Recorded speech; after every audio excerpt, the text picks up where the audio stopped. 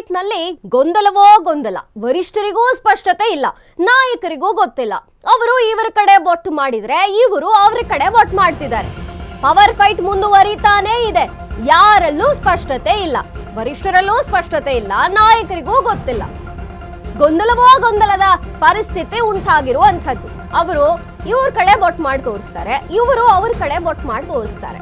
ನಿನ್ನೆ ನೀವೇ ಗೊಂದಲ ಬಗೆಹರಿಸಿಕೊಳ್ಳಿ ಅಂದಿದ್ರು ಖರ್ಗೆ ಅವರು. ಇವತ್ತು ಹೈಕಮಾಂಡ್ ನತ್ತ ಬಾಣ ಬಿಟ್ಟಿದ್ದಾರೆ ಸಿಎಂ ಸಿದ್ದರಾಮಯ್ಯನವರು.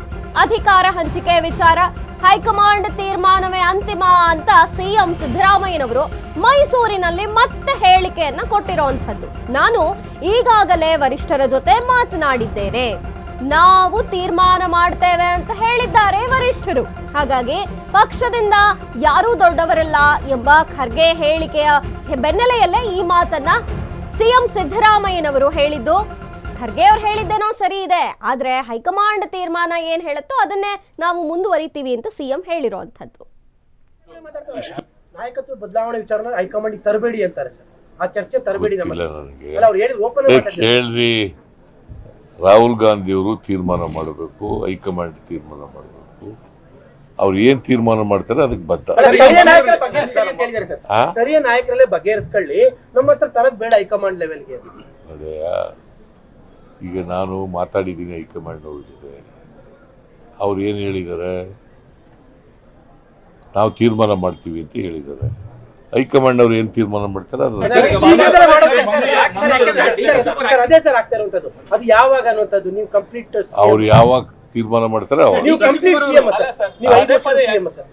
ಅದು ಬೇರೆ ಪ್ರಶ್ನೆ. ಹೈಕಮಾಂಡ್ ಅವ್ರು ಏನ್ ತೀರ್ಮಾನ ಮಾಡ್ತಾರೆ ಹಂಗೆ.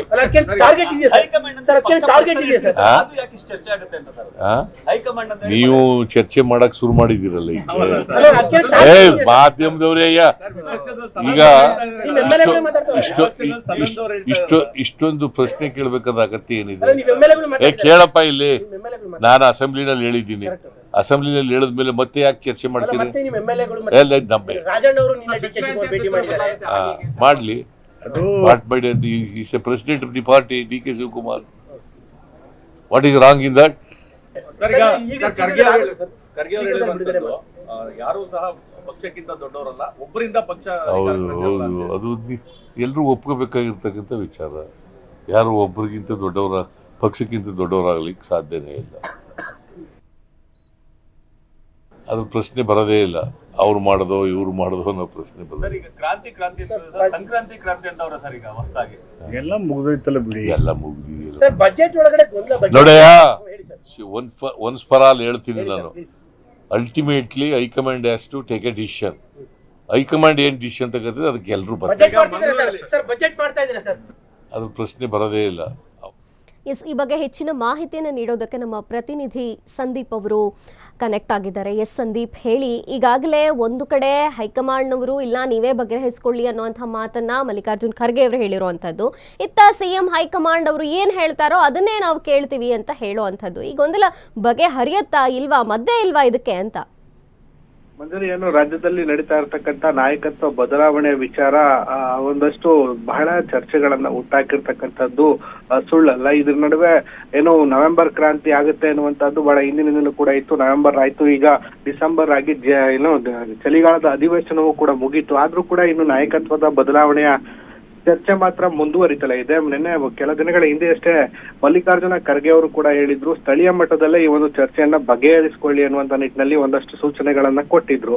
ಆ ಸಂದರ್ಭದಲ್ಲಿ ಎಲ್ಲೋ ಒಂದು ಕಡೆ ಇಲ್ಲೇ ಒಂದು ಬಗೆಹರಿಸಿ ನಾಯಕತ್ವದ ವಿಚಾರ ಫೈನಲ್ ಆಗುತ್ತೆ ಅನ್ನುವಂಥದ್ದು ಎಲ್ಲರೂ ಕೂಡ ಅಂದ್ಕೊಂಡಿದ್ರು. ಆದ್ರೆ ಇವತ್ತು ಮೈಸೂರಿನಲ್ಲಿ ಸಿದ್ದರಾಮಯ್ಯನ ಮೈಸೂರಿನ ಪ್ರವಾಸದಲ್ಲಿರ್ತಕ್ಕಂಥ ಸಿಎಂ ಸಿದ್ದರಾಮಯ್ಯನವರು ಈಗ ಹೊಸ ವಿಚಾರವನ್ನ ಹೇಳಿರ್ತಕ್ಕಂಥದ್ದು.